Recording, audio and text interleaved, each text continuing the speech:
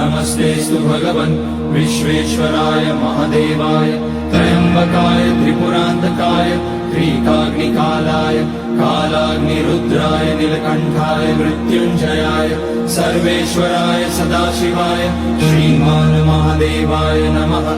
ॐ नमः शम्भवाय च मयोभवाय च नमः शङ्कराय च मयस्कराय च नमः शिवाय च शिवतराय च।